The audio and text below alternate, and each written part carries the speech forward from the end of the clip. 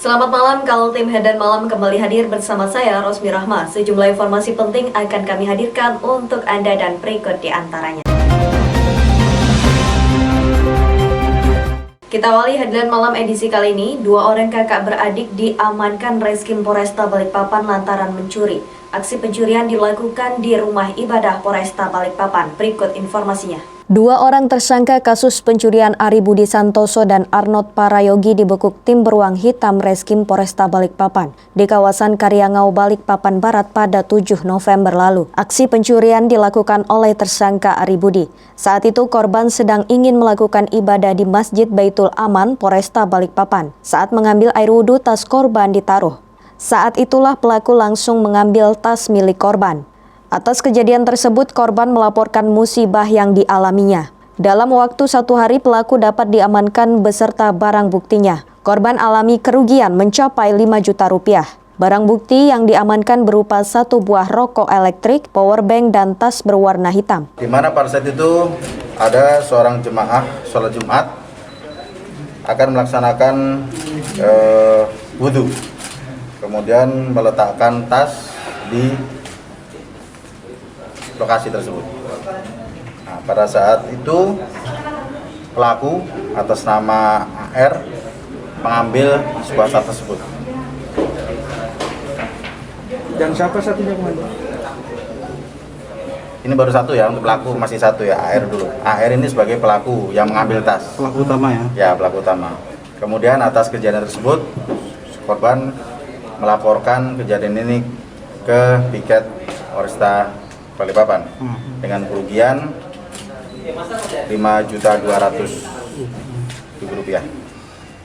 Tersangka utama Ari Budi merupakan mantan narapidana dengan kasus penggelapan pada tahun 2019 lalu. Kedua tersangka akan dijerat dengan pasal 363 KUHP dengan ancaman 6 tahun penjara. Dari Balikpapan, Muhammad Idris, tim Kaltim TV.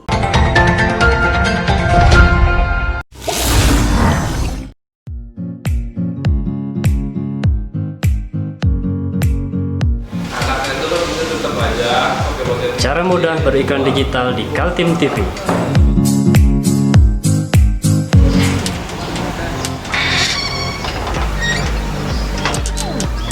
Yang pertama, jadilah sahabat Kaltim TV.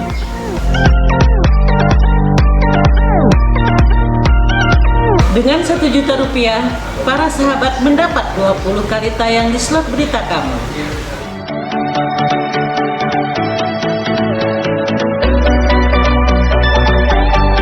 Dengan 20 detik dapat menjangkau 20.000 penonton. Anda beruntung karena mendapat kesempatan perdana dari kami. Ayo jadilah sahabat Kaltim TV.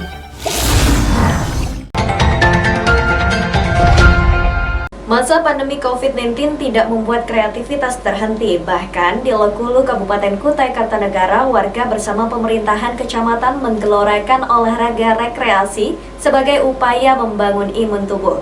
Sekaligus juga menyiapkan daerah mereka sebagai kawasan wisata desa. Berikut informasinya. Akhir pekan tadi, sebuah kelompok bernama Komite Olahraga Rekreasi Masyarakat Indonesia, Koordinator Wilayah Lekulu Kabupaten Kutai Kartanegara berdiri. Prosesi pelantikan pengurusnya langsung disemarakan dengan kegiatan senam massal dan juga permainan olahraga tradisional, seperti main gasing dan menyumpit. Peserta bergembira karena kegiatan itu ibarat hiburan di saat kepenatan dalam situasi pandemi COVID-19. Kegiatan itu sekaligus membangkitkan imun tubuh sebagai obat efektif melawan virus corona. Dalam pelantikan kali ini, kami berharap kepada stakeholder yang ada di Kecamatan agar memperhatikan olahraga tradisional, olahraga kebugaran lainnya, agar kegiatan positif di Kecamatan Lekulu bisa berkembang dengan lebih baik lagi dengan adanya perhatian dari pemerintah Kecamatan Lekulu. Dengan Formi memang sudah menjadi target kita bahwa untuk tahun ini untuk 18 kecamatan kita akan terbentuk. Karena memang ketika kita melakukan pembentukan Korwi di wilayah kecamatan Formi masing-masing 18 kecamatan, memang kita selalu mencoba melakukan proses pelantikan dengan dirangkai dengan beberapa kegiatan. Dua sasaran utama hadirnya Kormi di Lokulu. Pertama, sebagai upaya menyehatkan warga melalui kegiatan olahraga tradisional. Dan yang kedua, untuk membangkitkan sarana-sarana wisata desa agar diminati warga.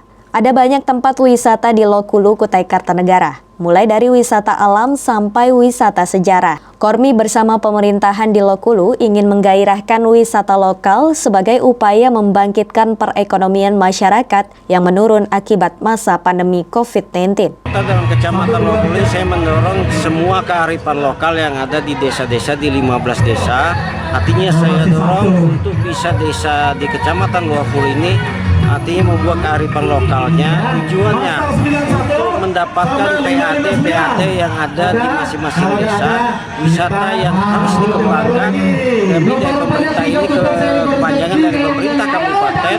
Artinya program daripada pariwisata ini memang kita utamakan di dalam hal kegiatan-kegiatan di pemerintahan. Memiliki tempat wisata yang strategis di Kecamatan Lokulu, terkhusus di Ekskayumas pinggir Sungai Mahakam itu kami berharap kepada pemerintahan Kabupaten Kutai Kartanegara khususnya Kecamatan Lokulu nantinya kita memiliki sebuah panggung dan tempat wisata kuliner di Lokulu, karena sampai saat ini warga Lokulu sendiri ketika ingin mengadakan rekreasi kepada keluarga lebih cenderung ke Tenggarong. Kenapa tidak kita potensi di tempat kita yang sudah ada ini kita manfaatkan semaksimal mungkin. Pemerintah pusat sedang gencar mendorong daerah-daerah untuk bangkit membangun desanya menjadi mandiri. Alokasi dana desa digenjot yang diperuntukannya bisa dimanfaatkan untuk menstimulus kebangkitan ekonomi, seperti membangun kawasan wisata desa. Tim Kaltim TV, Hardin melaporkan.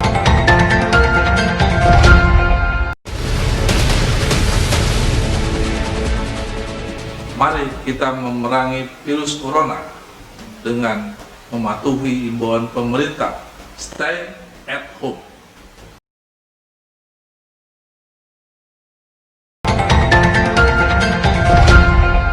Tersangka Yanuar, Direktur Utama Perusda PT Agro Kaltim Utama, sudah dilimpahkan oleh penyidik Kejaksaan Tinggi Kaltim ke Kejari Samarinda. Sementara satu tersangka lain, Nurianto, masih dalam proses pemberkasan. Kabar dilimpahkannya berkas berikut tersangka Yanuar disampaikan Kepala Seksi Pitsus Kejaksaan Negeri Samarinda, Yohanes Siregar. Tersangka yang dituding merugikan keuangan daerah sebesar 29 miliar rupiah itu ditahan di sel tahanan. Begitu juga dengan seorang rekannya bernama Nurianto. Tim penyidik Kejaksaan optimis mampu membuktikan perbuatan tersangka Yanuar maupun Nurianto. Dari penyidikan yang dilakukan, Kejaksaan sudah memiliki bukti-bukti keduanya melakukan perbuatan tindak pidana korupsi, seperti diatur Undang-Undang Nomor 31 Tahun 1999 tentang pemberantasan tindak pidana korupsi. Memang benar, kemarin Kejaksaan Negeri Samarinda telah menerima pelimpahan perkara PT Aku ya Mas ya. Itu sudah sekarang tahapnya jaksanya lagi menyusun surat dakwaan, nanti bersama-sama dengan jaksa yang dari Kejati yang ditunjuk oleh pimpinan kami di Kejati. Rencana mungkin minggu depan kita sudah finalisasi untuk melimpahkan ke pengadilan supaya bisa disidangkan dalam waktu segera Mas. Perusda PT Agro Kaltim Utama awalnya diharapkan oleh Pemprov Kaltim menjadi lumbung penghasilan pendapatan asli daerah. Lantaran itu sejak zaman Gubernur Suwarna AF hingga era Awang Faruk Ishak, periode pertama, perusahaan yang bergerak di bidang perkebunan ini mendapat suntikan dana segar dengan total 27 miliar rupiah. Perusda yang dipimpin oleh Yanuar itu diberikan modal oleh Pemprov Kaltim. Pada tahun 2003 sebesar 5 miliar, tahun 2007 sebesar 7 miliar, dan disuntik dana lagi tahun 2010 sebesar 15 miliar. Namun Perusda ini bubar ditinggalkan para direksinya. Hingga akhirnya atas desakan DPRD dan Pemprov Kaltim dilakukan pengusutan aset serta menyerahkan perkaranya ke Kejaksaan Tinggi Kaltim. Dari pengusutan itu akhirnya terbongkar kerugian negara menjadi 29 miliar rupiah. Terdiri dari penyertaan modal, pemerintah, dan juga keuntungan yang mestinya masuk PAD. Kepala Seksi Tipikor Kejaksaan Negeri Samarinda Yohanes Siregar mengatakan, hasil pemeriksaan akan menginventarisir aset perusahaan maupun aset tersangka. Jaksa berupaya agar dari unsur kerugian negara ada aset yang bisa dikembalikan. Baik, kalau mengenai asetnya terdakwa nantinya itu akan semakin terbuka nanti ketika proses persidangan ya. Nanti kan seorang terdakwa khususnya pidana tindak pidana korupsi itu kan dia ada dibebankan uang pengganti, bahwa yang bersangkutan harus membayar kembali kerugian negara yang telah muncul.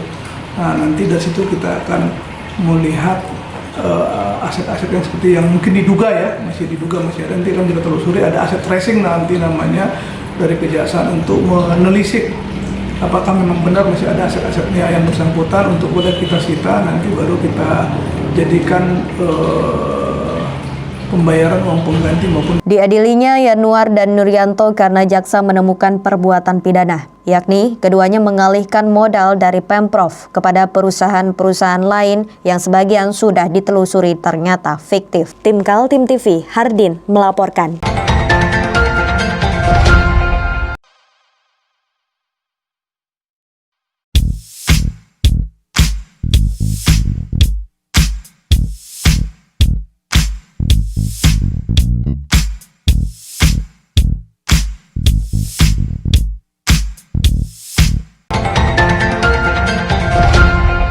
Seorang residivis kasus pencurian dibekuk oleh Polsek Balikpapan Utara. Uniknya, selain barang bukti hasil kejahatan, polisi juga berhasil mengamankan jimat yang digunakan tersangka untuk melakukan tindak kriminal. Larabu, 38 tahun, warga Balikpapan yang merupakan residivis 3 kali atas kasus pencurian, digiring tim Batman Reskrim Polsek Balikpapan Utara pada Rabu 14 November 2020 siang. Tersangka diketahui melakukan tindak pidana pencurian di kawasan Sumberjo pada tanggal 12 November lalu. Tersangka nekat memanjat lantai 2 rumah korban dan berhasil menggasak uang sebanyak 2,5 juta, 1 unit telepon genggam milik korban. Saat kepergok pemilik rumah, tersangka sempat mengancam akan membunuh jika berteriak. Selain barang bukti, 1 unit HP dan 1 buah sajam berbentuk pisau untuk mengancam korbannya, polisi juga berhasil mengamankan sebuah jimat kain kuning berbentuk ikat pinggang dan berisikan lipatan kain yang dipercaya dapat menghilang saat melancarkan aksi pencurian.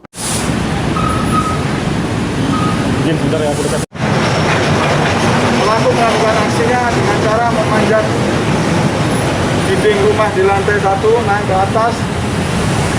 Karena jendela nggak ada tralisnya, dengan mudah untuk dicongkel dan masuk. Sekali lagi saya ingatkan, dan himbauan saya kepada warga Balikpapan, apabila punya rumah ada jendelanya, usahakan dipasang tralis. Karena ini kejadian yang sudah berulang kali. Rumah tidak ada jendela, nggak dipasang tralis, penjahat dengan mudah masuk dengan mencongkel jendela tersebut. Yang lebih menarik lagi, pelaku melakukan aksinya menggunakan jimat, yaitu ikat pinggang warna kuning dari kain. Konon katanya apabila pelaku melakukan kegiatan itu menggunakan sabu ini tidak bisa dilihat oleh orang. Tapi ternyata kalah dengan Batman Polsek Utara. Dengan hasil lidik Batman, karena ini sudah pernah masuk penjara, kita agak mudah untuk mengenalinya. Alhamdulillah dari Kamis pada hari Rabu tertangkaplah pelaku curas di TKP Sumberjo. Atas perbuatannya, tersangka dikenakan pasal pencurian dengan pemberatan dengan ancaman di atas 5 tahun penjara. Dari Balikpapan, Muhammad Idris, Tim Kaltim TV.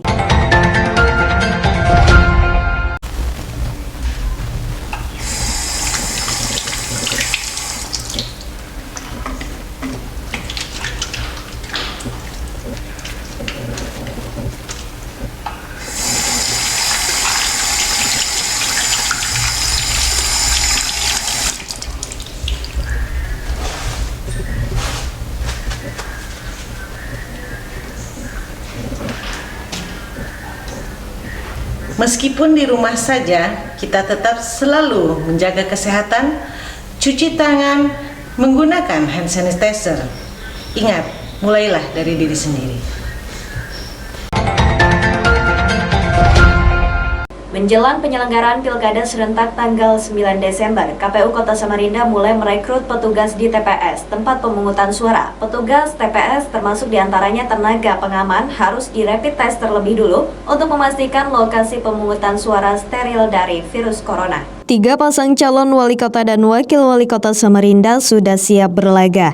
Mereka adalah nomor urut 1, pasangan Muhammad Barkati dengan Darlis Patalongi, pasangan nomor urut 2, Andi Harun Rosmadi Wongso, dan pasangan nomor urut 3, Zerin Zain dengan Sarwono. Sementara penyelenggara pilkada yakni Komisi Pemilihan Umum Kota Samarinda mulai bersiap merekrut petugas yang ditempatkan di TPS. Mereka terdiri dari kelompok penyelenggara pemungutan suara atau KPPS sebanyak 13.734 dan tenaga pengaman TPS sebanyak 3.924. KPPS 17.658 orang. Proses rapid test menjadi kewajiban bagi penyelenggara di tingkat TPS, maka rapid testnya akan dilaksanakan mulai tanggal 24 hingga tanggal 8 Desember.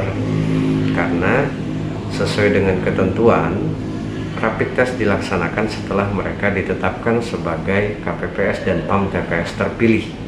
Maka kami, KPU Kota Samarinda, akan bekerja sama dengan 36 fasilitas kesehatan, baik puskesmas maupun klinik, yang direkomendasikan oleh Dinas Kesehatan Kota Samarinda. Selain merekrut petugas KPPS yang dijadwalkan sudah ditetapkan pada 24 November, KPU Kota Samarinda juga memastikan dimulainya masa kampanye di media massa. Menurut jadwal, KPU maupun para calon kandidat dibolehkan memasang iklan kampanye di media massa selama 14 hari, dimulai dari 22 November hingga 5 Desember.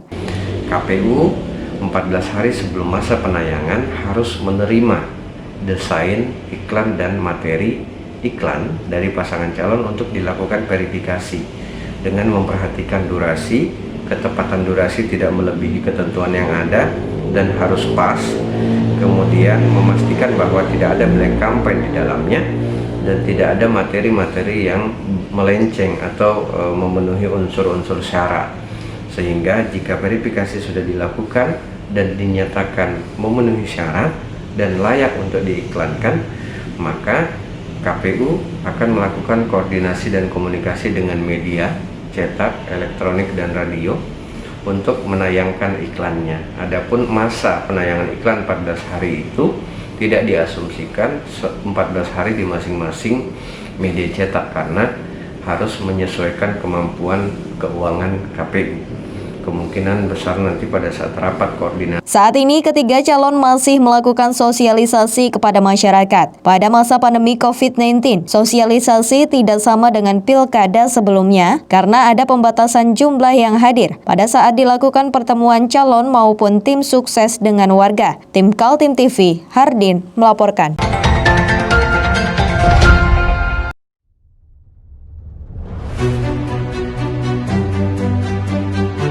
Kita ada kegiatan untuk membungkus sembako untuk dibagikan ke masyarakat yang membutuhkan karena COVID-19 ini.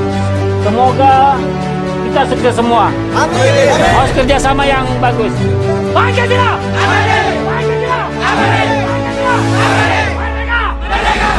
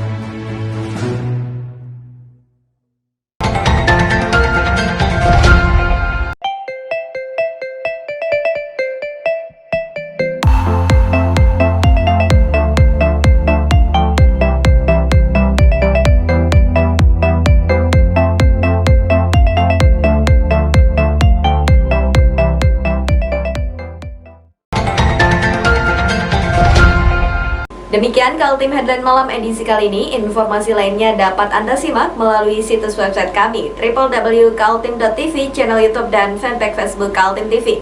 Jangan lupa untuk selalu patuhi protokol kesehatan. Saya Rosmi Rahma bersama kerabat kerja yang bertugas pamit undur diri. Selamat malam dan sampai jumpa.